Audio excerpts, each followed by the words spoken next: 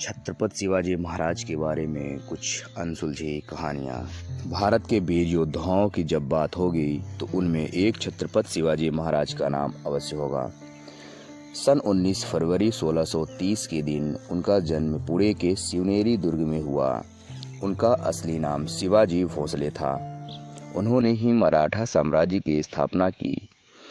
उनके पिता शाहजी राजे भोसले उस दौरान बीजापुर के सुल्तानिया आदिल शाह के दरबार में सेनापति थे। शाहजी राजे भोसले और उनकी पत्नी जीजाबाई की 8 संतानें थीं, 6 बेटियां और 2 बेटे। इन्हीं 2 बेटों में से एक थे शिवाजी महाराज। शिवाजी महाराज की देखरेख दादोजी कोंडदेव ने की। उन्होंने ही शिवाजी महाराज को युद्ध कला, घुड़सवारी और राजनीति के बारे में बहुत कुछ सिखाया। धीरे धीरे शिवाजी महाराज के साम्राज्य के तहत करीब 40 किले आ गए।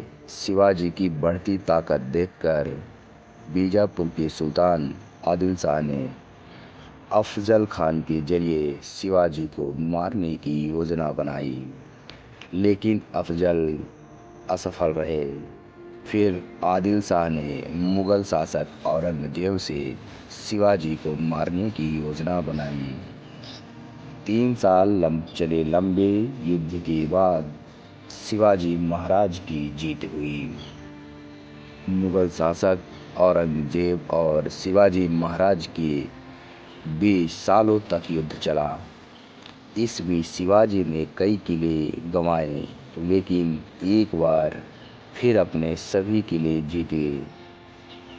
शिवाजी महाराज के पास 300 किले और करीब 1 लाख सैनिकों की विशाल फौज थी और वह अपनी सेना का बेहद ख्याल रखते थे।